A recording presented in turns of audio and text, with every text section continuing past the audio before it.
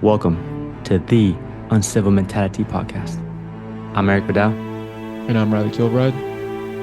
Let's go. Let's go. We usually like to start these episodes with a little intro. This is our new friend, Mitch Gourley. Tell us all about yourself, brother. Yeah, man. Pleasure to be here. Thanks for having me. My name is Mitch Gourley. I've been a career firefighter for the last 10 years of my life. I work in a city of about 165,000 people, just located outside of like Toronto, the greater Toronto area. Man, I've been doing that. Firefighting is a big part of my life, which kind of is the reason why I've developed my sort of side project, which is Everyday Heroes. And that's a platform where I coach and empower first responders to prioritize their physical and mental health. So my life just revolves around firefighting, firefighters, and, trying to be the best I can and train other people to be the best they can on and off the fire ground. Dude, that was like a pitch perfect answer. That was a home run. Working with firefighters or first responders, what do you think about them as a group? Do they adhere? Are they hesitant to adhere to guidelines? Because sometimes, different athletes adhere differently. For sure. I think the one thing that I always revert back to is like, yes, the fire service, yes, first responders are different people, but they're just like everyone else. And all people are going to have different attitudes, different approaches. I would say, yeah, there's some that do want to, be at the tip of the spear, be their best, train hard. And then there's other people that just aren't as into the job. And that's one thing I think early on in my career that I had to come to terms with is I wanted everyone to care as much as I did. But they don't. And that's fine because we were talking about before we got on here is I like to control my bubble and what I do. And if I can rub off on other people by proxy and get them to, maybe want to train more, exercise more, that's great. But if not, I can't allow, the thoughts, opinions, and attitudes of others to change how I feel. So just try my best. So yeah, I think the fire service is just like, it's like the rest of the world. There's going to be, and the rule of thirds is one thing that I heard before that I love is like a third of the people are going to, want to train hard, do their best. A third of the people are going to want to show up and that's about it. And then a third of the people, are going to take more than they give, be negative, all that kind of stuff. So I like to, stick around that top third and, surround myself with those kind of people. Was it regarding the owners, renters, and squatters? Yeah, man. I love that. I love that. And that was when I heard that for the first time. I was like, that is one of the most accurate representations of the fire service for sure. So when I first got into coaching, Mitch, I wanted to just scream from the rooftops what I was doing and what was working. And, you get this thing that makes you feel so good and you love it and you want everyone to have it. My approach was like the fire hydrant approach to everyone. It's like, you should do this. You should eat like this. You should train like this. I shoulded on people. You don't want to should on people. And it wasn't the most effective. And until I was just authentically living the life that that I wanted to do, people started coming to me. It was like a magnet. Absolutely. As soon as I started, stop trying to, shove it down everyone's throat, they instantly started coming in and asking me they saw how I was operating. They saw how I was moving. So it's tough because you love exercise and we love training to not be like that. Do you find yourself being like that with your family? Yeah, no, for sure. And I wanted to back up there a bit because I really resonated with what you said. And I think my approach now is just to try to lead by example. You can lead a horse to water, but you can't make them drink. And another thing that I learned the hard way, and there's a lot of things that I said and did that I wish I could take back, is you can never be too righteous about what you're doing because like there's training modalities, there's, thoughts, beliefs about training, about life that I used to have 3 or 4 years ago. And now I completely disagree with those things. So I've learned to be very careful in how firmly I believe and how passionately I believe about a certain idea. Because I think, that can get you into some trouble. But yeah, further to your point, I think I was like that for a long time. And I know my wife is going to listen to this. And I think our relationship is a perfect example because she's not like me. My wife, she's very laid back, laissez-faire. And I think for a long time I wanted her to be more like me. Like I'm one of those people, go, go, go, always working, always striving towards the next thing. And what I've realized in time is if my wife was like me, that would not be good. Like we would drive each Totally. other crazy. Exactly. Exactly. Thank goodness our Um, wives are nothing like us, you know? for Thank sure. goodness. Absolutely. And Erik was, he was smashing his fists together. And I was like, that is just, so accurate. And I think it's why we're together now. And I'm so grateful for our relationship because it's the yin and yang, man. Like I need her. She's the one that's bringing me back to earth. And I'm always, things are either going great or, the world's ending. So she is my true north. And, yeah, I think, that's a great example. And you have to also realize whether it's your siblings or parents, like they have their own beliefs and live their own life. So you can try to, impart some of these things onto them. But again, brute force and, like you said, shitting on people and shoving it down their throat. I don't think that works. Yeah, I am the most harsh on my family. I have the most judgment. I would never judge or like should on people like I should my family. And I think it's because I love them so much. Like I want my family to be healthy and I want my family to be around forever. I know that's It, impossible, but the way, yeah, I love my mom the most, but I keep telling her like you have another grandson now. I would really love for you to be around for the next 50 years. And she just like she like rolls her eyes and like and drinks a it, Miller or yeah. like she And, and it's she's one of having a those brew. things. And it's one of those things. And I think this is one of the biggest things that I've realized in the last couple of years of my life is like the more we try to control and hold on to things, it's this paradoxical thing of like the less it works. Like the Mhm. more you lay back and let people form their own opinions and it's that's the way to go. And I think, one equation that I always go back to now in my life is pain equals suffering times resistance. And it's like whether it's wanting to control other people or wanting to control your circumstance currently, the more you resist that, the worse it's going to be. Yeah, so letting go is something that I've tried to do. It's very hard for me, but Mm. I'm trying. I often find, oftentimes, the best teams are the ones that complement each other, right? So, for Mhm. example, your strength is my weakness, and my strength is your weakness. And so we come together to like form gears, right? And then we Mhm. fill in those voids. And those are the best teams, in my opinion. I mean, imagine having two Mitches on the team constantly, like two alphas is butting heads, For trying to sure. go in one direction, and then it turns out that you guys are pulling each other apart, going in opposite directions because you feel like this is the way to go, and then the other person feels this is the way to go, and so there's no progress being made as compared to like, two people complementing each other. So Also, Absolutely. I also call my wife my mirror. She shows me all the things that I should be working on, I all my faults and all she Yeah. lets me know. Like she shows me or kind of tells me the things that like, hey, I hope you're aware of this. 'Cause this is happening and she'll like we kind of have that verbal feedback to be able to talk to each other. Like she's like, I don't know if you know that you're doing this, but this is what I see. And I was like, oh, like I don't even see it. I don't even know. So that you got to have people that will kind of show you or even really kind of check you when you're lacking. Like that's good friends, that's good family of being like, yo, what's going on? But you know, friends and 100%. And family I and think fitness, the way they all mix is a very, very fun equation.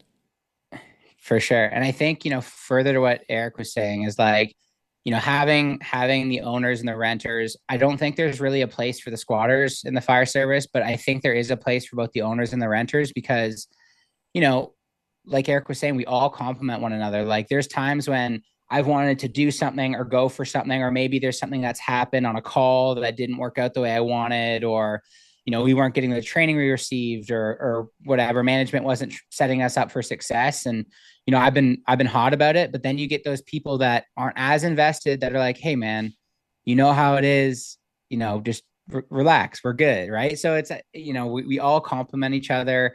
And I think the fire service would be a crazy place if we were all owners and everyone wanted to be the guy, making the decisions. So that was a really good call out.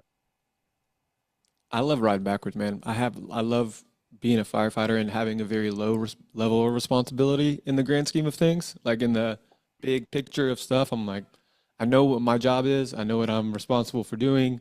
In this moment, I'm content being right there and knowing my role. Like I don't want to tell anybody what to do. I just want to, receive orders and execute. That's really For where sure. I'm at, and to be at peace with that is cool because Hmm. I don't want any more higher level leadership in my Hmm. life currently. I own a business. I'm married. I have a child. I'm having to lead in other realms of my life at 100%, and then I can't do that. You can't lead three, four different teams all at one time at the most efficient rate. I understand that, Hmm. so I'm kind of cool in that servant leader position right now. For sure. And it's good for you to have that recognition, like to have that peace of mind of being happy where you're at, not always wanting more just cause, right? Yeah, Talk to me that's about right. the Everyday Heroes fitness journey. Talk to me about how it started, that mindset that you created in that journey, and what has it led you till today? For sure. I was listening to another episode you guys did the other day, and the topic of complacency came up, and I think that's something that is a big part of my story and a big part of why Everyday Heroes came into existence. Ever since I've been a young kid, I was always one of those people that was striving to the next goal, the next thing. I wanted to be the best, do the most, and I exemplified that for most of my life. When I got into the academy, or what we refer to as like pre-service here in Canada, I won the fitness award. I won the, a memorial award for a fallen firefighter that was given to the student that exemplified, you know, leadership, skills, all those things. I immediately went to paramedic school, did really well in that. I got hired very young. So I was always moving towards that next thing. And then after about 3 or 4 years in the job, I had the girl, I had the house, I had the dream job, and I had nothing to work towards. And that's where this kind of downward spiral happened, where I think there was a lot of things that maybe I didn't process when I was younger, stresses of just being an adult. I was drinking too much, not prioritizing my fitness. I let the nutrition slide. And all of a sudden I got to this point where, like, call it rock bottom, call it whatever you want. I looked at myself in the mirror and I'm like, what happened to the 20-year-old guy that was in the calendar that was, 8% body fat, working out 10 times a week? Like, where did that guy go? And at that point, I'm like, I got to do something. And I decided to sign up for my first marathon. And that is when, like, everything changed, because that fire in my belly was reignited. I had something to work towards. And that just started this, the spiral started in the opposite direction, where when my eyes were open to the potential and I realized what I could achieve when I applied myself, it went the other way. And not only was my journey one that was, physical in nature, but really understanding my mindset, my mental health, how to prioritize that, you know, things like mindfulness and breath work and all these other things that I wasn't doing.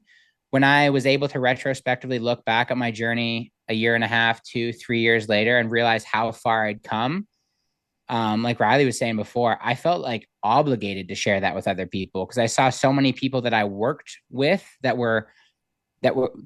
was like looking in the mirror, like we talked about before, but in the opposite way, where I saw the old me in a lot of these people. And I wanted to help. And I think anyone that's been through a journey of self growth, self development, and has seen the other side, you can't unsee that. And then that's when you want to just say, like, hey, it doesn't have to be this way. Like, let me show you the way. And ultimately that's what led me to, starting this platform, was to have a place where I could share this knowledge and work with people on a one-to-one basis so they could experience that for themselves. I usually, well, I love to hear the spiral down, but Mm-hmm. a lot of people, if you have the capacity to spiral down, you also have that capacity to spiral up. Like the positive Mm-hmm. reinforcement that getting up and moving and doing and seeing the change, I think that's what people need. Like they just need to get the ball rolling. Like need that momentum of the spiraling up, like the Hmm. positive change. And if they can just do that, they can get one win under their belt, then they get Yeah. two wins, and then they lose a couple pounds, and then they Hmm. start sleeping better, and they understand like food, and it's like you get that momentum. If you get W's, people just go through the roof. I mean, I've seen so many people do it, but getting that first win, how would tell someone that's struggling to get that first win, where do they start? Yeah, I think people that are listening that might be in a very bad place right now, I want you to know, and Andy Elliott said this on a video I was watching the other day. He's like, those are the most dangerous people out there, man. Those people that are experiencing a lot of pain and suffering, like they are dangerous because they got nothing to lose and everything to gain. And I think I want those people to realize, I'm going to use this analogy that I love and I think was a true representation of my story is like life and growth is like a bow and arrow. If you got a little bit of pain and things are kind of uncomfortable, you pull that bowstring back just a little, and when you let go, the arrow is maybe going to go 5-10 feet. If you're really suffering and really struggling, and if you're in a really bad place and you got a lot of pain, that bowstring is pulled back as far as you can, and if you choose to let that go, the potential for growth, that arrow is going to go a mile, right?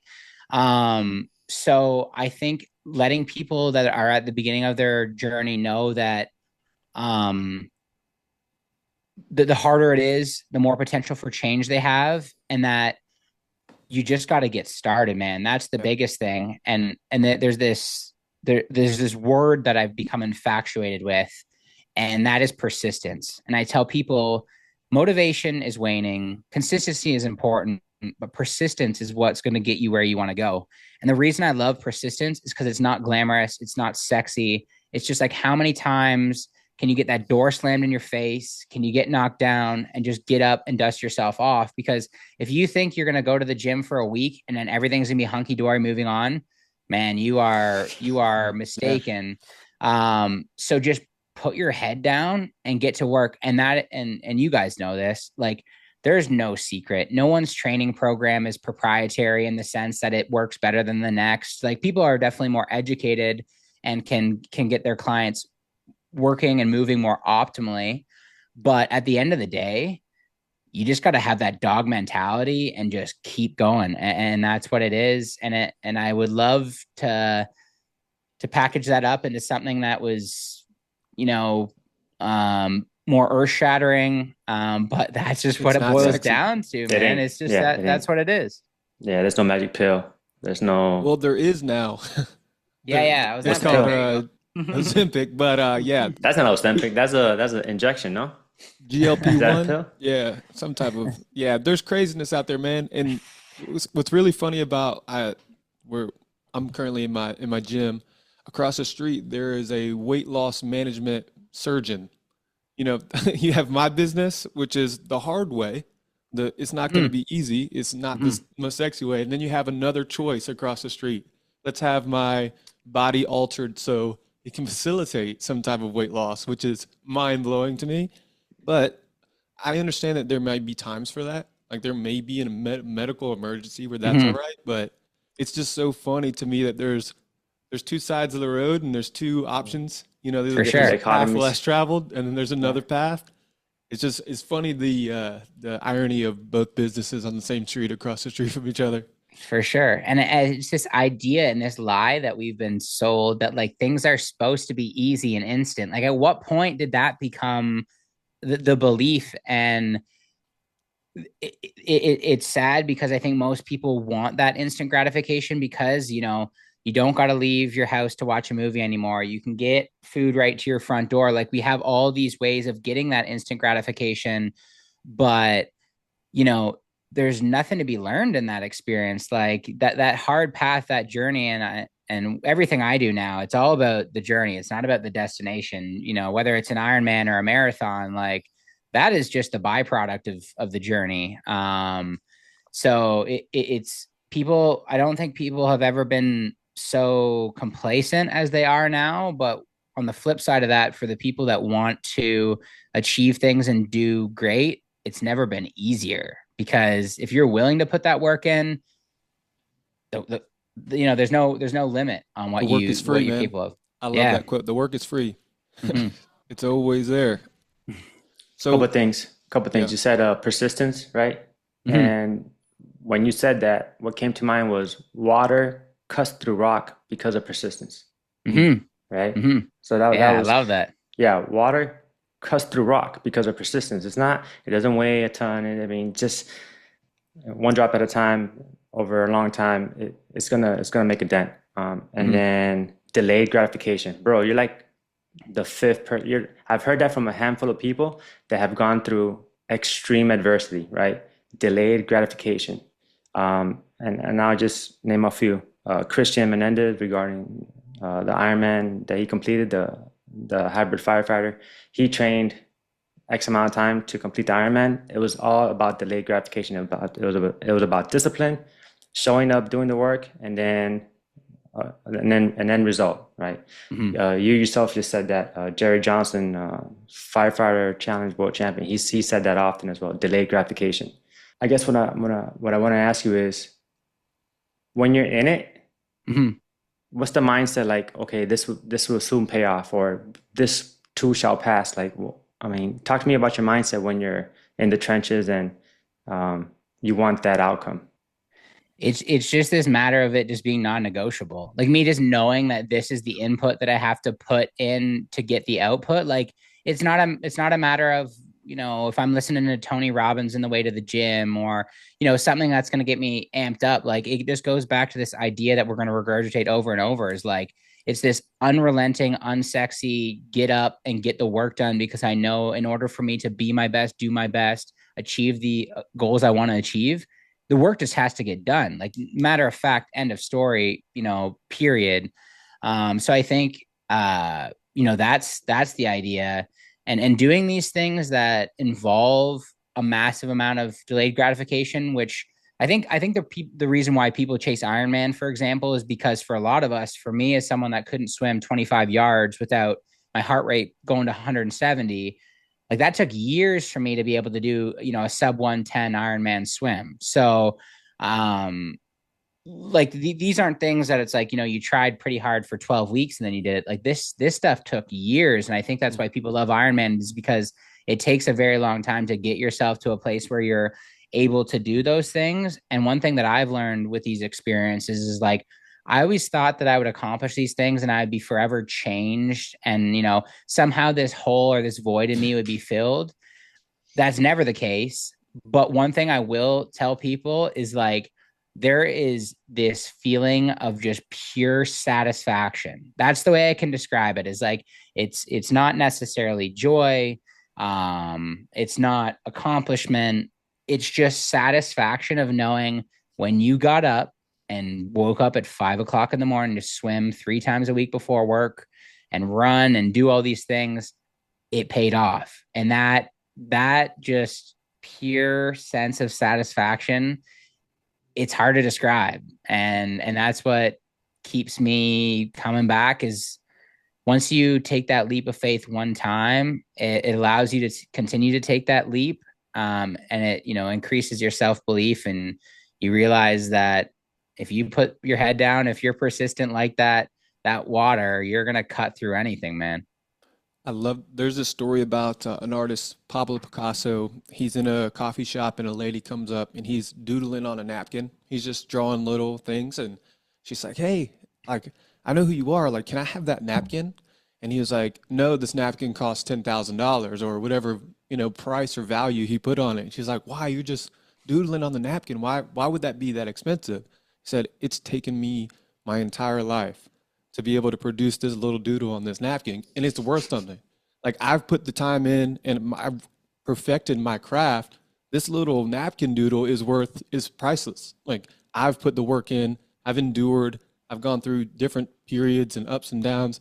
That even a noodle, like a doodle on a napkin, to me is worth something. So when you do put the work in, you get the satisfaction, and guess what? You feel like you've earned it. Like you feel like I've put the time in.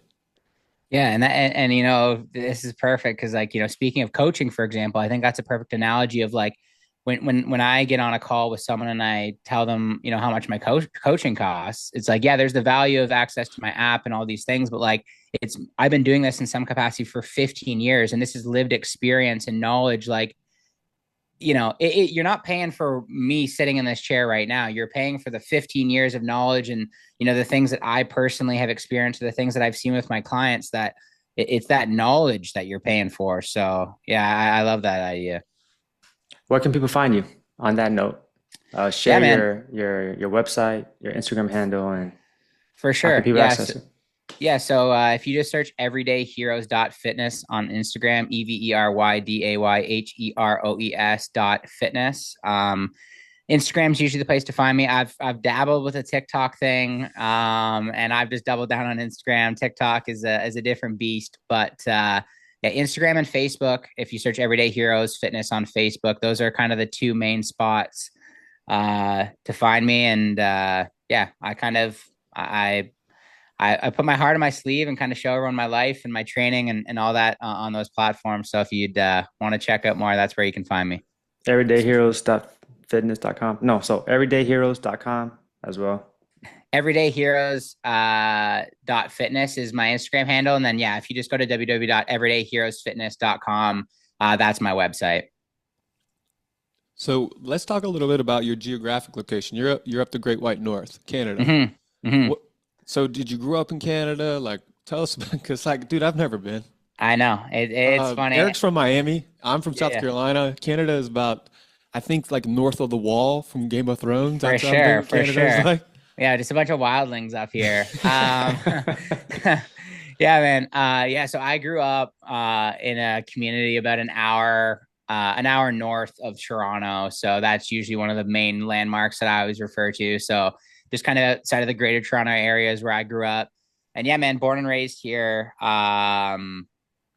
I've done a lot of travel. There's a lot of beautiful places in Canada. There's a lot of beautiful places outside of Canada. It's getting cold here right now, so the winter definitely is tough. I was joking with someone the other day. I'm like, I got to find the silver lining here somewhere, because when I'm running in January and I got snot freezing in my face, there's a certain level of resilience that's being built in that process. So yeah, I got to find the silver lining there. But yeah, man, born and raised. My father was a firefighter in for the city of Toronto. Actually, his father before him was a firefighter in a small municipality before all the municipalities in Toronto amalgamated, all the boroughs in Toronto amalgamated. So, yeah, come from a family of Canadian firefighters and a proud Canadian firefighter myself.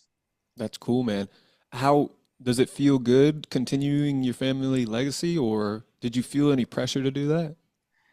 Yeah, no, it feels great. But like you're mentioning, there was never any pressure, and I really appreciate my dad for that. I think he wanted me to be a firefighter because it's a decision that I wanted to make. I'm sure he's very happy that I decided to you know, um, follow in his footsteps and take this path. And I think there's a bond that me and him have that a lot of father and sons don't have, because he understands what the career is like. And having someone like your dad to be able to open up to and confide in if there's anything that's bugging you or anything you want to talk about is pretty cool. But the one person that I really wish got to see this dream become realized was his father, because my dad's into the job, but his father was like into the job. He wrote for Canadian Firefighter magazine. He was very much a pioneer at the time when a big part of firefighters starting to take on more responsibility when it came to medicals and medical training. He finished his career in the training office as a training officer. So I think he would have loved to see me become a fireman. And my mom tells me stories because he died because of an occupational cancer when I was very young. So I never really got to know him as a man and a fireman. But she always tells me, and my dad tells me that like anytime we got together for, family get togethers and Christmases, that's all my dad and his dad talked about was talking shop. So I'm sure he would have loved to, know what's going on in the fire service today and had those conversations with me. But I know he's looking down and he's very proud. I was about to say you have that spirit in you. Like you have that training. Like he is living through you in this moment. So man, you should be proud of yourself. Yeah, yeah, no, and I really do think that. Like, I think I think I've inherited that trait for sure. And yeah, I would have loved to, and maybe one day we will meet and have that conversation. But I really do think that that's where this bone in my body comes from, is him, because yeah, man, I don't just want to be a fireman, dude. I absolutely love this shit, and I'm okay with saying that. Yeah. And you know, we live in a culture now where caring too much and being too passionate is kind of frowned upon, but I'm authentically me, and it is what it is, man. It's just the way you do one thing is the way you do everything, and I approach everything in life like I do being a fireman. It's this all in attitude. Isn't it? If anything worth doing is worth overdoing. Moderation is for cowards. I Yeah, think Erik 100%. just sends me 100%. that clip from American Sniper like every month or two. Lone survivor. So yeah, Lone Survivor. Yeah. How'd you find your way into into the fire service? What was that spark, that ember? I mean, just curious. I mean, you just didn't land there, so you had to put in the work. Yeah, I think it was just being immersed with it, being surrounded by it. Not only was my dad a career firefighter, but he's a volunteer firefighter in a local community. So it was firefighting 24/7, whether it was visiting him at work or him bringing the truck by at home. That's cool. Firefighting was such a big part of my life and my upbringing. So it was always there. It was always in the back of my head. I think as any young adult, you're kind of conflicted. I think I wanted to go to university and do some other things for all the wrong reasons, just to have fun and party and all that good stuff, like any other 18-year-old does. But ultimately, like, this is the path that I stumbled across, and everything I have is thanks to the fire service. And I'm so grateful for this opportunity. And I joke when people ask that, because there's a really great photo that I can send you guys. My dad actually missed my birth because he was in recruit training with his father, who was his training officer. And he came in like into the hospital with his bunker gear. And there's a photo of him holding me, this, freshly born baby wrapped in a blanket with his, bunker coat Oh, and his dude. fire helmet on. And I always say that, like, I didn't have a choice, man. Like, the first fabric my skin touched was like a firefighter's jacket. So like it Yeah, was dude, them my PFAS from birth. for sure, Hell yeah. for sure. It was destined at that point. So So yeah, man, that's how I got here.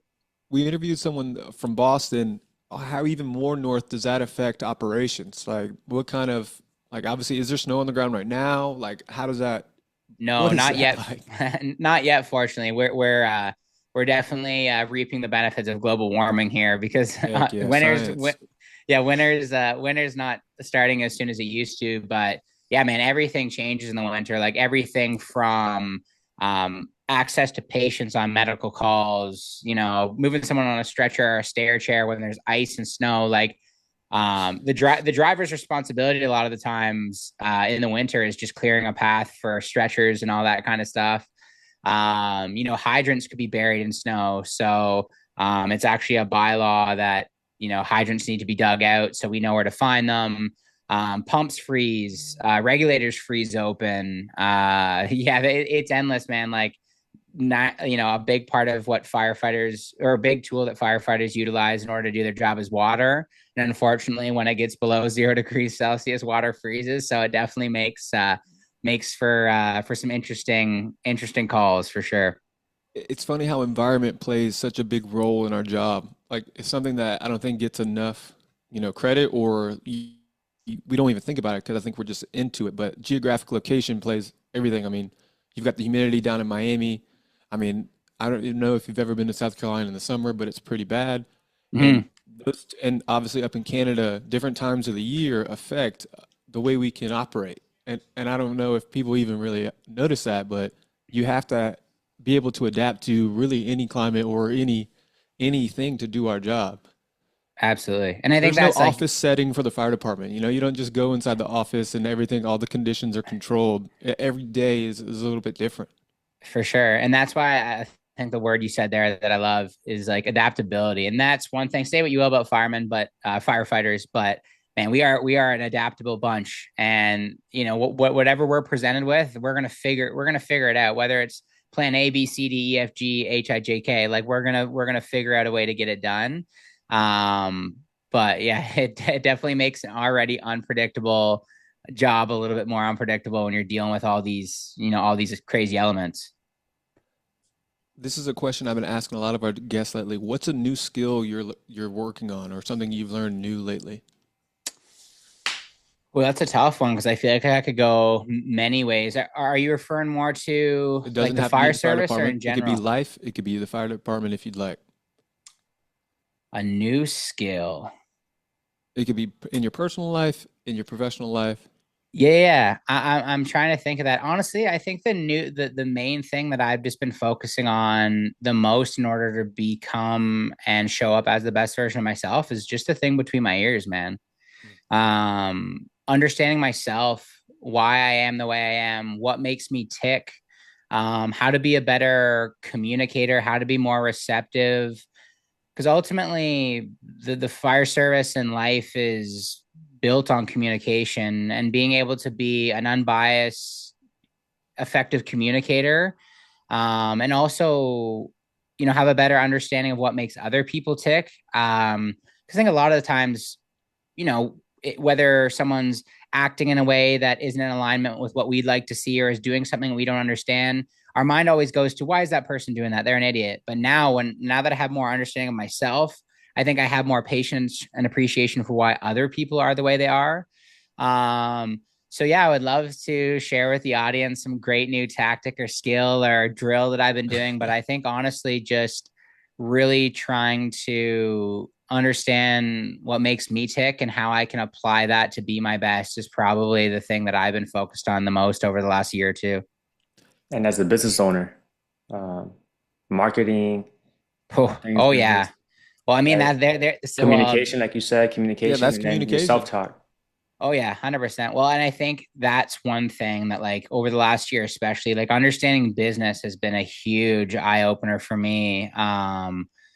Like you said, understanding the psychology of sales, understanding marketing, understanding how to, grow a business, develop leads, nurture leads, have a product that you're proud of and believe in. And I think that's, talking about the journey being more important than the destination. Like me embarking on trying to grow this into something a little bit bigger than it was has opened my eyes to my potential and the power of belief. Like I never thought I would be in this position when I started this. Like, being featured on a podcast like this or, having my platform grow to the size it's been, never in a million years would I have thought I'd got here. But it just goes to show we're going to keep going back to these these themes that we're repeating over and over, but like just persistence and the willingness to fail and learn and grow. Like if you want to get anything in life, if you have the right mindset and the right attitude, I really think the sky's the limit. So that's been a big part of what business has opened my eyes to is the potential. I saw your video this morning on your story, your first I want to say your first fitness video. When you mentioned the horrible lighting and the movements, etc., and then now you have a facility or you have an actual gym, everyday Mm-hmm. heroes gym. You never saw yourself in that gym? Like did you have the wherewithal? Like, okay, if I continue, if I could persist, right, I'm gonna one day achieve this. Yeah. Yeah, and I think that is a very big thing that goes back to what I've been working on for the last year or two is because no, I did not think that because I think I grew up as someone that had a very low opinion of myself. I didn't think I was worthy or capable of achieving a lot. And I think there's reasons for that, reasons that we might not go into today. But um, I think changing those subconscious beliefs is what I'm trying to do now. And having Mm. that, because belief and confidence, that's everything. And it's changing like now. And going back to what I said earlier about when you make that leap for the first time, it's really scary, but the more you take that leap, the easier it gets, and the more willing you are to make that leap. So now when I approach a situation, I definitely have that mindset of like, I know I can do this. It's going to take time, and it might not happen on my terms, but I know I'm capable of doing it. But yeah, to Erik to complete, answer your question in all honesty, like, no, man, I didn't. I've never been someone that's been naturally gifted, naturally talented, have things come to me. So I think I knew it was going to take work, and I didn't really know where it would take me, but Yeah, that's changed, man. I have a lot more belief in myself and my abilities. So moving forward, I'm definitely going to have more of that mindset. I No, think we but get, good. No, but hold on to that shit. Because you're in a Yeah. room with three individuals that sometimes, I don't feel like I'm worthy. So I work Hmm. my ass off, right? I Hmm. put in the work. I put my head down and do the work and um, to prove to myself that I can do it, right? Hmm. And then to one day be able to showcase or have that credibility because I went through this, you could do it as well. Which what I see in you, I see something similar in you, and I see something similar in Reilly that there is proof of concept because we've done it, we've been in the arena, and this is you know what you can aspire to be or you can accomplish as well. Hmm.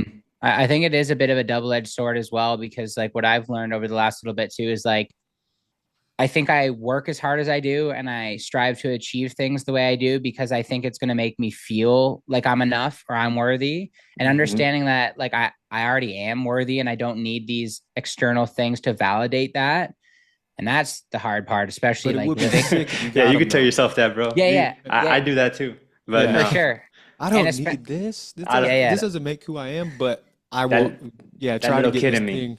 Yeah. for sure, for sure. And that's the thing is like this comes at a cost. Like I want these things because it fulfills me in a way that not doing these things wouldn't. And it can definitely affect the work life balance and all that kind of stuff. But ultimately, I know that these are things that do give me fulfillment and Purpose. purpose, right? Yeah, that's huge. Yeah. The purpose piece is huge. But the last thing I wanted to say on that is like the one thing about choosing the path that I've chosen and the fact that social media is such a big part of what I do is not allowing the validation of others to affect my self-worth, because it's hard, man. And Yeah. like social media is brutal at times, so Yeah. it can be tough. Yeah, but Yeah. you're It can strong enough to withstand it. Like it can be overwhelming. That's why sometimes I get the fuck off it because Mhm. I I don't need it Yep. and I need my sanity and my peace of Mhm. mind. So I just get off it often. mm, But yeah, it's just a tool. It serves its purpose. Like for example, this conversation would not be possible if it wasn't for Mhm. social media. You feel yeah. me? So it does have its For sure. positives. I wouldn't know Riley if it wasn't for social media. So I mean, it Mhm. does have its positives and its purpose. So just take it for what it's worth, right? I mean, Mhm. leave it where it's at. And sometimes I get off it because I Yeah. have to.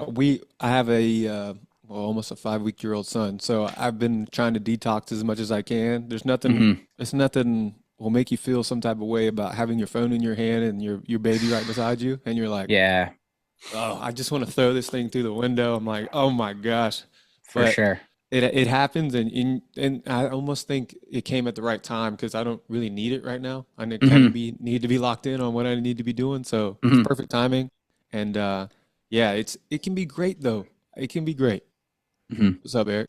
Yeah, Mitch, you spoke up. No, Riley said detox. Mitch, you recently shared your sobriety journey. Mhm. Yeah, man. I would, and I'm not sure if I wouldn't have considered myself like an alcoholic by any means, but I feel like I definitely drank way too much. That I was drinking three, X, four, Y, five X times. amount. Yeah, you were Yeah, drinking yeah, X amount. yeah, Hmm. for sure. I was drinking too much, which and not that like I feel like I had to preface that somehow let me off the hook. Whatever you want to call it, alcoholism or not. Yeah, man. I think a lot of these things that we've been talking about, maybe a lot of these demons that I wasn't ready to face. I was just numbing and I was just white knuckling my way through. And just in my mind, I was like, hey, I'm just a 20 something year old just having a good time. Like that's the way I let myself off the hook. And then eventually I was like, I don't even know who I am anymore. Like, I don't need to be doing this. And, I decided it wasn't like one day I woke up and I was like, I was never going to drink again. But that's the great thing about prioritizing, your physical health and your nutrition and your mental health is when you change your lifestyle, like drinking just doesn't fit anymore. And actually, the thought of drinking now has zero, like, and I mean zero appeal to me because, like, I know the person I am and the life that I live as someone who's sober, and I love that me a lot better. And the funny thing is, I went to a wedding not too long ago, And people are like, hey, man, you're the life of the party. Like, you're not even drunk. And then I'm like, dude, I'm high on life, man. I'm just having a good time. That's a And tough place to be sober, man, is a wedding. Like no one tells you about that until you get there. And you're like, for sure. everyone's open bar, everyone's dancing. You're like, man, I just might let the devil in the day, Yeah, brother. yeah. And And, then uh, and that's the thing is like, sobriety is a skill, man. It's like anything else. Like being the sober one at a party is very hard the first time, but then it gets easier and then it gets easier. And then eventually you stop caring. And I don't demonize alcohol. I don't give a, like, you could be smashed, like, to each their own. But it gets easier. And now I'm at the point where like, I don't need no alcohol to dance at a wedding or do whatever. And my wife and I were laughing because she's the same as me. She doesn't really drink at all anymore. And we left the wedding at like 12:30 after dancing for 3 hours, and I'm spinning my keys around my finger, and I'm like, everyone here probably thinks I'm smashed going to drive home. Little do they know that like I haven't had a sip, right? So it definitely wasn't easy. I think, especially the old boy kind of mentality of the fire service, where going to get beers after hockey or Mhm. going to get, you definitely get your chops busted, but like it stops mattering. And then that's one of the things that I find solace in nowadays is like, I've never been more sure of the person I am today. So you can think whatever you want about me. Mhm. It's like water off a duck's back at this point because I know who I am and I'm proud of the person standing in front of me. Hell yeah. I love that statement. Funny story. My buddy got married a while back now, but is when I was not drinking and he had a coffee bar at his wedding and I literally just had 6 cups of coffee and I'm just out there like shirt unbuttoned, sweating, dancing, like having a great time. Yeah. And they're like, dude, how many cups of coffee did you have? I said, I'm probably about 6 deep, man. I'm going nuts. Oh, But that's yeah, awesome. weddings and family gatherings, like as I have refrained from drinking alcohol. I don't think, like I said, like you said, I didn't think I was an alcoholic, but you see what alcohol almost is the theme of every event. Mm. Like, oh, we're watching football, we're gonna tailgate. There's drinking involved. Hmm. Oh, we're gonna go celebrate someone's birthday. There's drinking involved. Every event seems to have that's the glue that like gets people to do things or get together, like a genuine connection. Like when Erik came to Columbia, we sat at a table completely sober and just talked. Like, and for me at this point in my life, that's the most refreshing. For sure. And I think, that's an example of when you start to reprioritize these things. It's a sad truth that like you're going to outgrow people, man. Like people that were like your day one homies, like your really good friends, like they're going to continue to live a life and lead a life that isn't in alignment with what you want to do. And again, you don't have, there's no animosity there. It's just like I'm on a different wavelength. And that's the thing is like my circles of friends have changed very, very much. We're like, a Saturday isn't about getting together at 10 p.m. and drinking beers and waking up hungover Sunday. A Saturday is about like, hey man, I'm gonna meet you at the track at 8 a.m. We're gonna crush a workout, go for a coffee afterwards, and then that's it. And like Mhm. that's how things change. And I'm sure if the three of us got together, it would do a gear workout, drink some electrolytes, and then what like Yeah. that's what it would Yes. look like. Cause Barbecue after the yeah, workout Yeah. because I won't be hungry. yeah. Yeah. I really like what you said, man, and you use the word solace. I, as of lately, have been using the word solace more and more because it means you're in that place of serenity. Mhm. And in the battle is where you find solace, right? Going to war with yourself, going to war Mhm. with the man in the mirror. That's where you find solace. Mhm. Um, and sobriety is a new flex. I mean, no one can tell me otherwise because I hold myself accountable. I'm preaching a message. I want to lead this lifestyle. I want to take care of my family.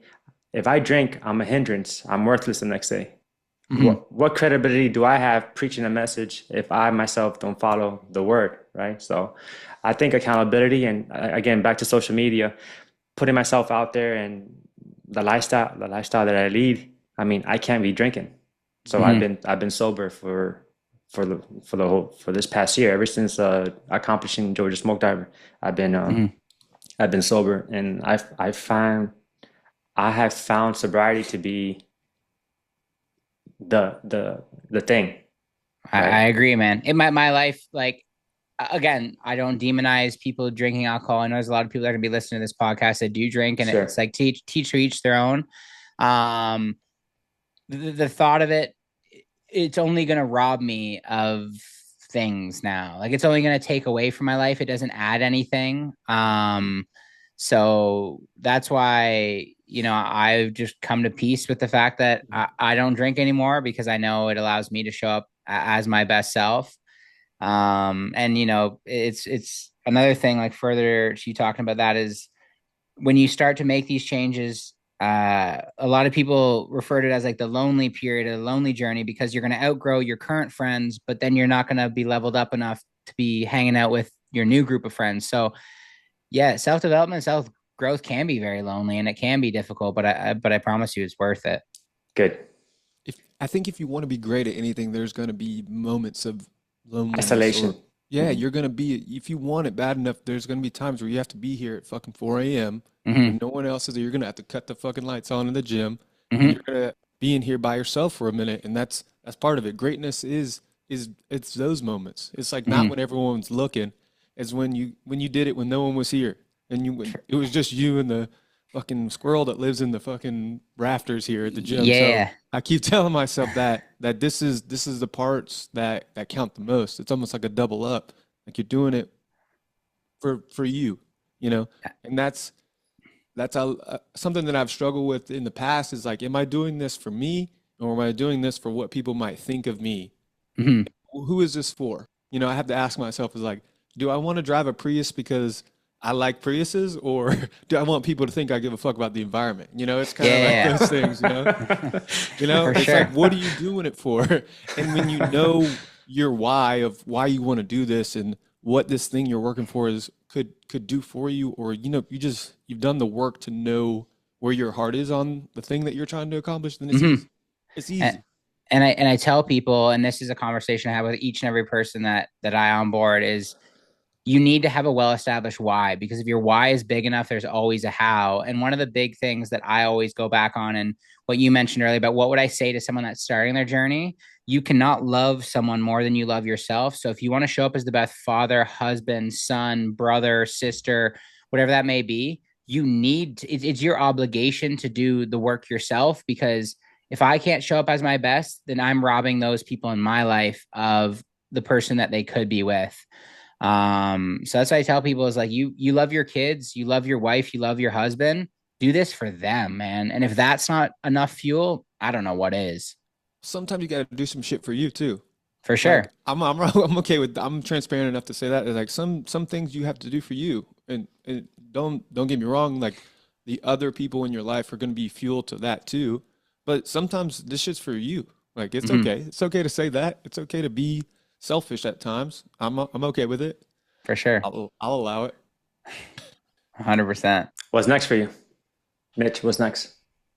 Um, I used to be one of those people. I'm not currently working towards any sort of physical goal. I think a Boston qualification is something that I'd like to do in the next year or two, from a physical standpoint. There's another sort of marathon challenge I'd like to embark on, but in order to do it the way I want, I got to find some corporate sponsors that are going to be willing to support the endeavor. So I'll kind of leave that at that. Hell yeah. But yeah, for me, I think I was one of those people that I always had to have something I was working towards. And what I've realized over the last, 6 to 12 months is I'm kind of just being open to what the universe has in store for me. And, when those signposts come up, I'm going to take the path that I feel is right for me and Green kind of lights. lean into that. Exactly. Yeah. Exactly. And I think there's something, lovely and serendipitous about just kind of letting things take their course.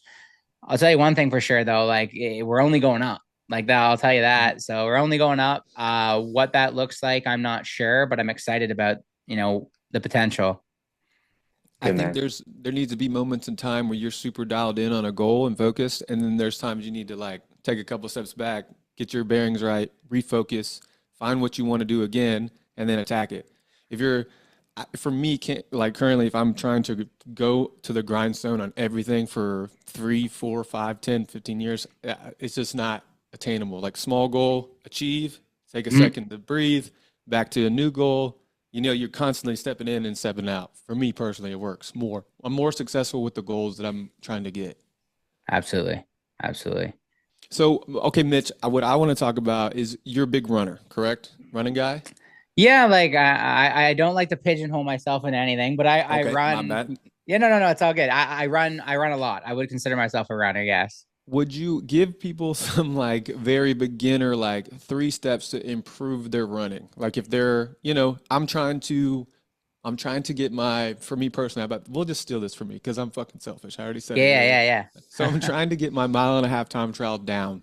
yeah. Okay. Um, how would you attack a 1.5 mile? I guess you guys don't do miles, but Yeah, yeah. throwing you for a loop here, Canada. But attacking that time trial It's to it's increase my 16 time, plus 800, so it's 2,400. 2400 meter. So yeah, 2.5 kilometers Yeah. ish. So yeah, I originally had an answer to your question, but if we're going to talk about specifics, more so to you, because there's a very different approach to getting into running, what I would recommend versus what you're trying to do. Mm. Um, what you're doing is completely anaerobic. Like that is basically balls to the wall as hard as you can go. So what that's going to involve is, you have to have a good aerobic base, but it's going to be a lot of like high end threshold VO2 max work. So doing like track repeats, intervals where like the way I describe to people is like you're trying to work at that ceiling, and the better you can get at that ceiling, the higher that ceiling gets. So you're able to kind of operate in that top end for longer.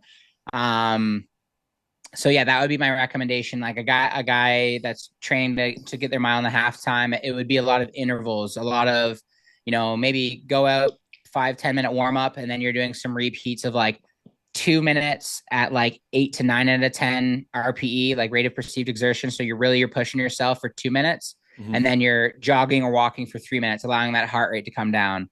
And then you're doing another interval where you're getting that heart rate up to that ceiling, and then coming back down. But that would be the way of getting faster. But you need to make sure that aerobic base is there, because the more efficient you are, the more well developed that aerobic base is. It's going to help with things like shuttling lactate out and all these things that are going to develop when you're doing these more high end efforts. So you can't have one without the other.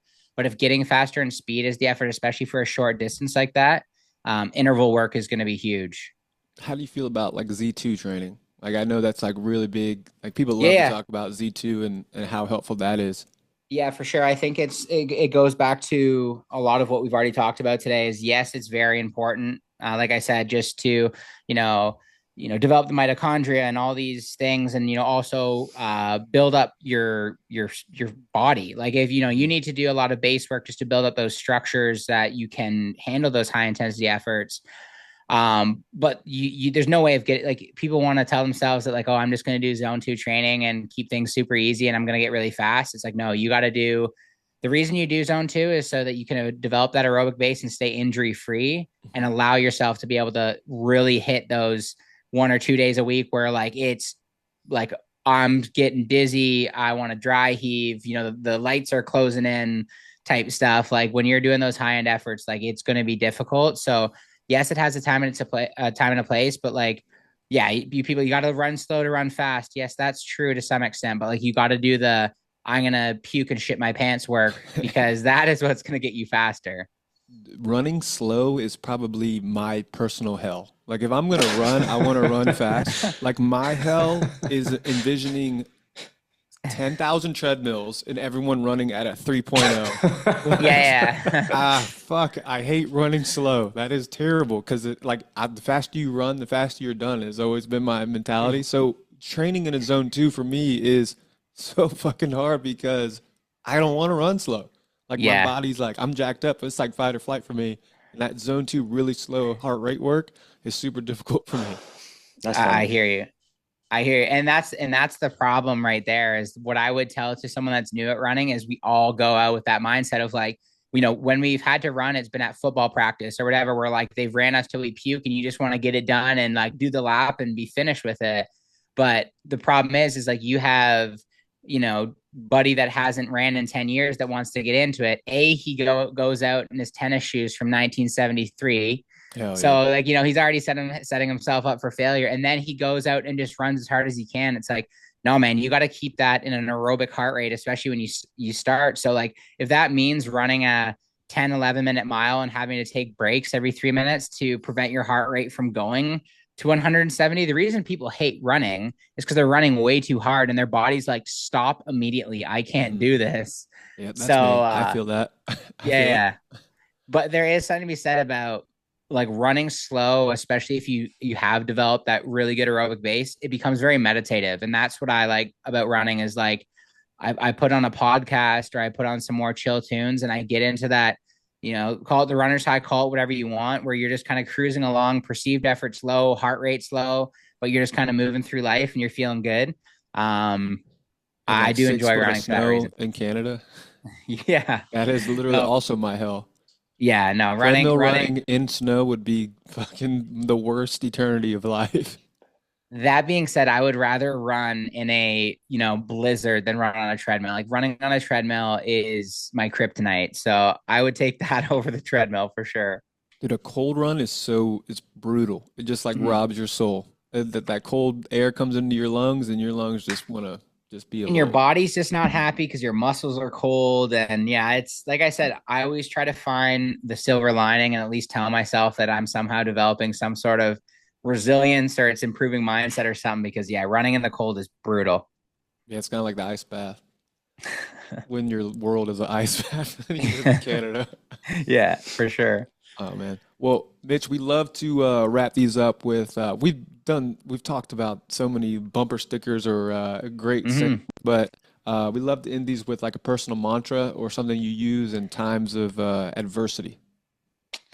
Someone asked me this question not too long ago, and I was stumped for a bit. And my wife was actually on the podcast, and she used something that her mother used to tell her, and it kind of sparked my memory. So I'm gonna use the same thing I said then: is not every day is good, but there's good in every day. Find that silver lining, make the most of it, and yeah, man, that's all we can do is focus on the good. Don't get caught up in the negativity. The world is yours to create. Choose what you want to focus on. Yeah, I love that, man. I always challenge myself. In the fire service, we always find ourselves sitting at the table talking shit about people. Look what happens since the fire service. My challenge always to do for me personally is to say something nice about the person that they're talking shit about. I'm like, well, he's a good guy. I mean, he's made me laugh a couple of times. Yeah. And then everyone goes quiet and just looks at you like, the fuck is wrong with you? It's funny you say that because like every time that happens, it's always like, so and so does what, but he's a nice guy, and it's like as soon as you said but, you discredit everything you said after that. Yeah, man. But I get it, man. Like like we're all different. Yeah, we definitely eat our own. So I love that for you. That's good, man. I find even we all fall into that trap, and it's like. I try to do it as little as I can. I've been challenging my friends to do that. If they're ever in a situation where there is throwing someone under the bus, try to, at least have them not hit the second set of tires of the bus, pull them out from underneath there if you can.